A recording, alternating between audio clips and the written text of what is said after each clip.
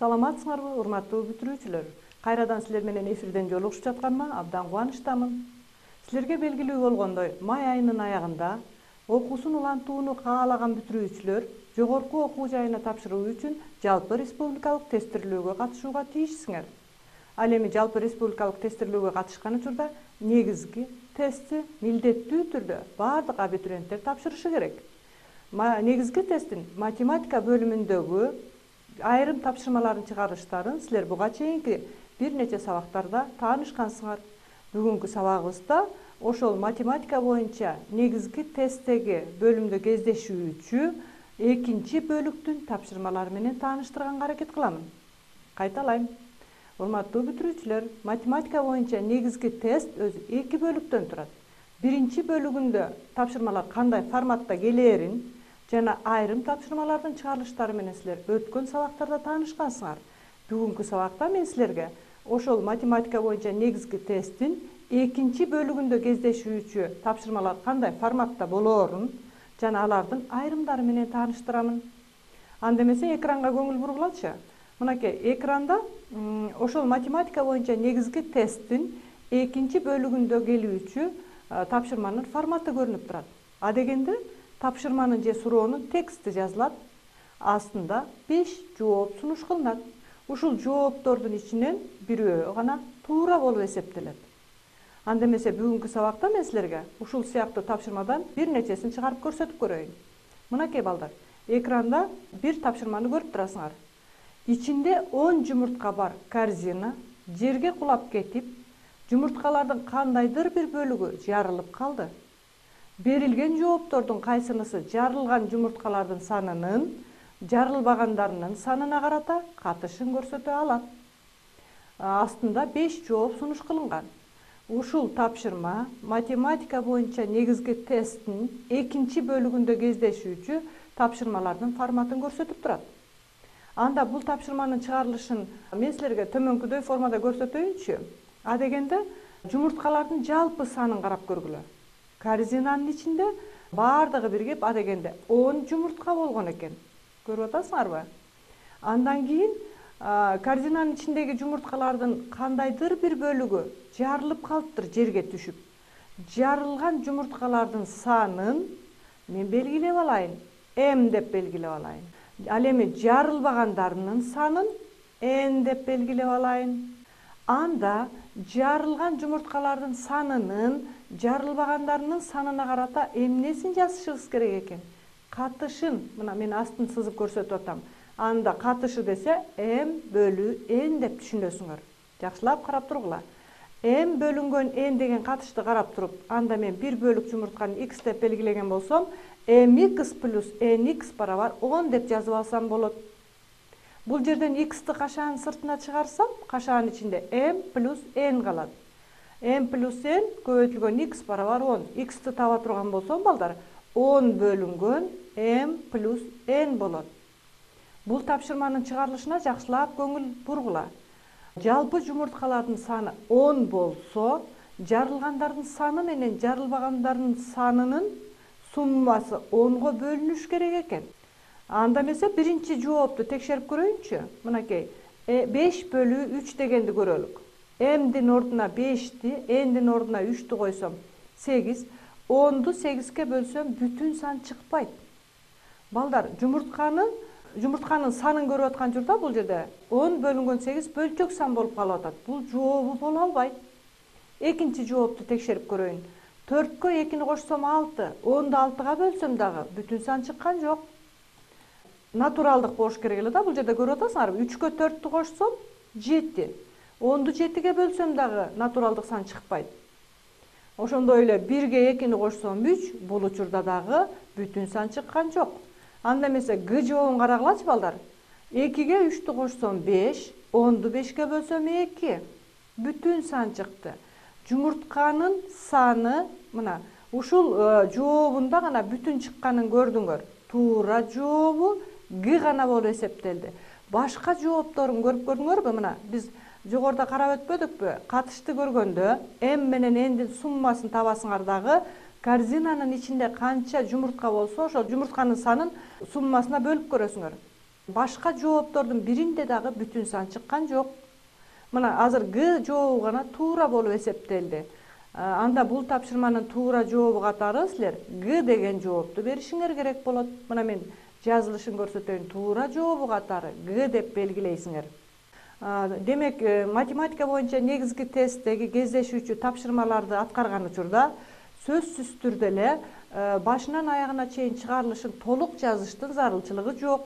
Мүмкүн айрым тапшырмалардын чыгарылыштарын логикалык жол менен эле эсептеп таап алсаңар болот.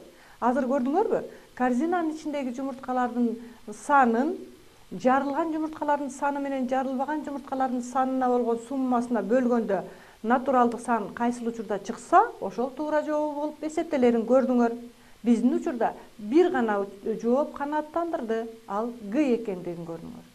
Эми дагы ушул экинчи бөлүктөн кездешүүчү дагы бир тапшырманы силерге көрсөтүп көрөйүн. Карагылачы. Эгерде П жана К бүтүн оң сандар жана П'нын кубу көбөйтүлгөн К'нын 4-чү даражасы барабар 2000 болсо, анда P плюс K кандай маанини кабыл алат деген тапшырма кездешиши мүмкүн. Астында 5 жообу сунуш кылынып атат. Анда бул тапшырманы аткарыш үчүн силер адегенде 2000 деген санын жөнөкөй көбөйтүүчүлөргө ажыратып алалык. Мынакей, 2000ди жөнөкөй көбөйтүүчүлөргө ажыратууну силер математика курсунан эле билесиңер. 2000 деген сандын акыркы цифрасы 0 болуп атат. Жүк цифра. Демек 2 деген санга бөлсөк болот. Жөнөкөй көбөйтүүчүлөргө ажыратуунун ыкмасын силер буга чейин эле үйрөнгөнсүңөр. 2000ди 2ге бөлсөм 1000 чыгат балдар. 1000 дагы 2ге бөлүнөт. 1000ди 2ге бөлсөм 500 чыгат. 500'dü da 2'ge bölsök bolot. 500'dü 2'ge bölsök 250 çıgat. 250'ni 2'ge bölsök 125 çıgat. 125 baldar emi 2'ge bölünböйт. 2'den kийинки kelgen jönököy san 3. 3'kö bölünöbü tekşerip körölüçü oğuz 2. San 3'kö bölünüş üçün sandın sifralarının summası 3'kö bölünüş gerek ele. 1'ge 2'ni koşsam 3, 3'kö 5'ti koşsam 8. 8 3'kö bölünböйт. Анда бул сан 3'kö bölünböйт. 3'tön kийинки jönököy san 5 balдар. 125'ten da 5'ke bölüp göröйүн. 125'ti 5'ke bölsöm 25 çıgat. 25 da 5'ke bölünöt. 25'ti 5'ke bölsöm 5 çıgat. 5'ti 5'ke bölsöm 1 çıgat. Анда 2000 деген санды biz jönököy көбөйтүүчүлөргө ажыратtık. Бул жөнөкөй көбөйтүүчүлөрдү каноникалык түрдө жазып коеюнчу. 2'nin 4-чү даражасы көбөйтүү 5'тин кубу деп жаздык, э? Бул жерде силер маселенин шартына кайрадан кайрылгыла. Мынакей, P'нын кубу K'нын 4-чү даражасы барабар 2000 деген шартында берилген. Азыр көрдүңөрбү? P'нын кубу 2000 болсо 5'тин кубу деген көбөйтүүчүгө ажырап туруп атат. Анда бул жерден силер P барабар 5 экен деп жазып алсаңар болот. Бул стандарттуу эмес эсеп, көрүп атасыңар балдар. Ал эми K'нын 4-чү даражасы менен 2'nin 4-чү даражасын көрүп турасыңар. Бул жазуудан силер K барабар 2 деп жазып алсаңар болот. Анда P плюс K'нын суммасын табышыбыз керек болчу да бизде маселенин шартында же тапшырманын шартында. Анда P'нын ордуна 5'ти, K'нын ордуна 2'ни койсок 7'ге барабар болду. Көрдүңөрбү, бул тапшырманы кантип аткардык? P плюс K барабар 7 экен. Жооптордун арасынан карап көрөйүнчү. Мынакей Б жообу туура болду. Анда тестте жообун белгилегенде туура жообу деп Б'ны белгилейсиңер. Урматтуу бүтүрүүчүлөр, ушул мен силерге азыр көрсөтүп өткөн тапшырманын чыгарылышында силерге белгилүү болгондой, P менен K'нын мааниси берилбесе, анда 2000'ди көрдүңөрбү, жөнөкөй көбөйтүүчүлөргө ажыратып туруп, анан салыштыруу менен P менен K'нын маанисин адегенде таап алдык. Андан кийин гана суммасын таптык. Демек, ушул сыяктуу тапшырмалар кездешкен учурда силер ойлонушуңар керек экен, кайсыл ыкма менен табуу ыңгайлуу болот деп. Дагы бир мисалга көңүлүңөрдү бургум келет, анда эмесе экранга көңүл бургула. Мынакей балдар, экинчи бөлүктүн дагы бир эсебин көрсөткүм келип атат. Эгер логарифм 5 негизи боюнча 5 плюс x барабар 5 болсо, анда x канча болот деген суроо турат. Астында 5 жооп сунуш кылынган. Бул тапшырманы чыгарыш үчүн адегенде логарифманын негизги касиеттерин кайталашыңар керек болуп атат. Логарифм 5 негизи боюнча 5 деген канчага барабар экендигин билиш үчүн Силер 11-класста балдар логарифм а негизи боюнча а барабар 1 дегенге барабардыкты билчүсүңөр. Бул логарифмалардын негизги касиеттеринин бири. Мында а 0дон чоңса жана а 1ге барабар эмес. Кайталайм. Логарифм а негизи боюнча а барабар 1 деген негизги касиеттердин бири менен таанышсыңар. Тапшырмада берилген логарифма 5 негизи боюнча 5 дегендин ордуна мен 1 деп жазып койсом болот экен. Плюс x барабар 5'tin өзүн жаздым. Бул жерде бир белгисиздүү теңдеме x'ти табыш үчүн 5'тен 1'ди кемитип койсоңор болот. X барабар 4. Мынакей биздин берилген тапшырмабыздын туура жообу, жооптордун арасынан карап көрөлүчү. Г жообу экен. Анда бул тапшырманын туура жообун Г деп белгилеп алдык. Демек ушул сыяктуу тапшырмалар кездешкен учурда көрдүңөрбү балдар? Мен башында тапшырмалардын категориялары кайсы бөлүмдөрдөн келетинин көрсөткөн болчумун. Бүгүн азыркы тапшырмада биз алгебра жана анализдин башталышы курсунан кездешкен логарифмалардын негизги касиеттеринин бирин колдонуп, анан тапшырманы аткардык. Азыркы тапшырмада туура жообу Г экендигин көрдүңөр. Анда эмесе мен дагы бир кийинки тапшырманы көрсөтүп көрөйүн. Экранга көңүл бургула. Мынакей, урматтуу бүтүрүүчүлөр, тапшырманын башында адегенде кошумча шарт берилип атканын көрүп турасыңар. Мен окуйун. Төмөндө берилген шарт 4-5 суроолорго тийиштүү. Кайталайм. Төмөндө берилген шарт 4-5 суроолорго тийиштүү. Ал кайсыл шарт экендигин силер көрүп турасыңар. Тик буруштуу рамканын ичинде турган шарт бул жерде кошумча шарт. 80 метр бийиктиктен ыргытылган резина тобу өйдө секирген сайын өзү түшкөн бийиктиктин жарымынча көтөрүлөт. Кайталайм. Жакшылап көңүл бургула. 80 метр бийиктиктен ыргытылган резина тобу өйдө секирген сайын өзү түшкөн бийиктиктин жарымынча көтөрүлөт. Бул шарт 4 жана 5 суроолорго экөөнө тең тийиштүү экен. Анда 4 суроонун өзүн окуп көрөлүк. Жерге 5 жолу урунгандан кийин бул топ кандай эң чоң бийиктикке метр түрүндө көтөрүлө алат? Тапшырманын шартын кайра бир окуйун. Жерге 5 жолу урунгандан кийин бул топ кандай эң чоң бийиктикке көтөрүлө алат?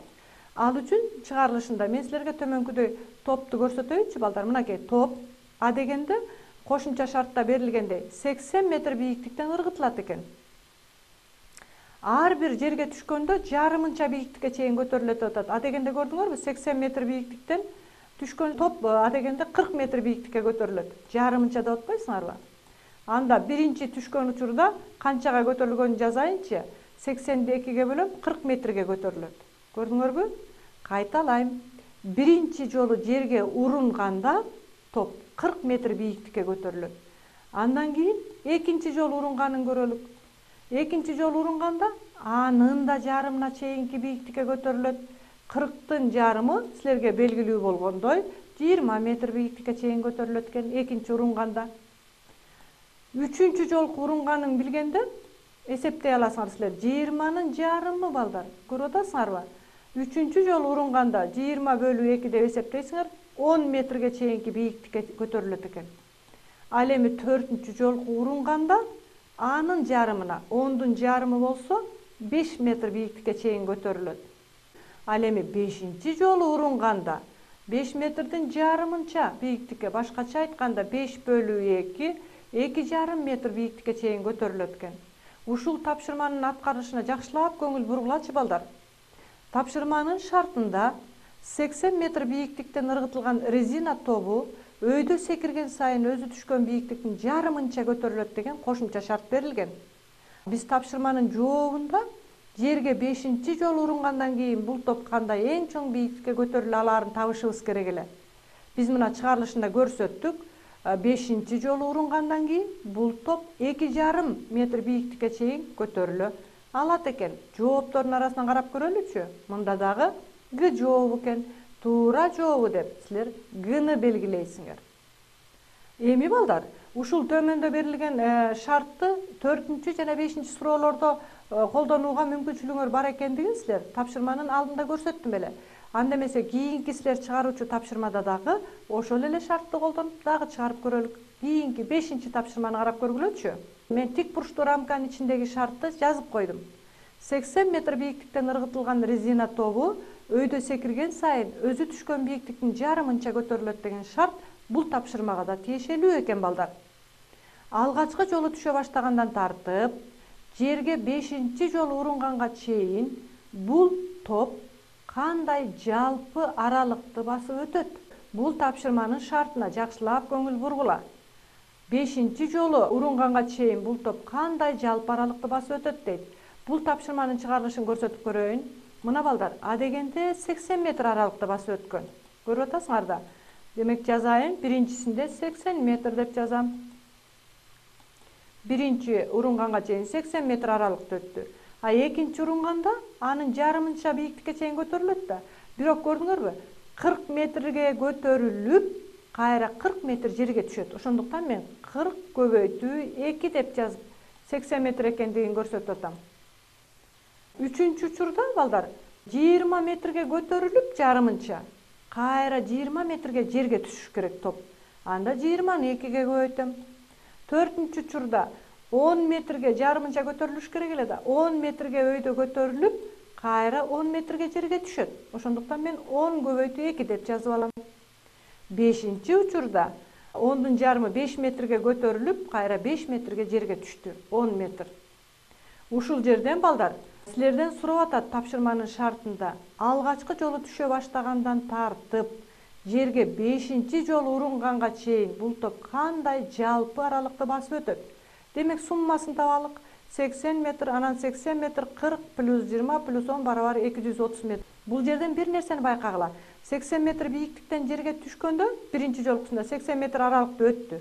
А экинчи ыргытылганда анын жарымынча 40 метрге көтөрүлүп, кайра 40 метрге жерге түшөт. Ошондуктан мен 40 көбөйтүү 2 дедим. Үчүнчү учурда 20 метрге көтөрүлүп, кайра 20 метрге түшөт. Ушул сыяктуу кылып эсептедик. Ошондо бизде туура жообу В экендигин көрүп турасыңар. Анда бул тапшырманын туура жообу В деп белгилейбиз. Урматтуу бүтүрүүчүлөр, бүгүнкү сабагыбызда биз математика боюнча негизги тесттин 2-бөлүгүндө кездешүүчү тапшырмалардын форматы менен тааныштык жана ошондой эле бир нече тапшырмалардын чыгарылыштары менен тааныштык. Кийинки телевизиондук сабактан жолукканга чейин саламатта калгыла.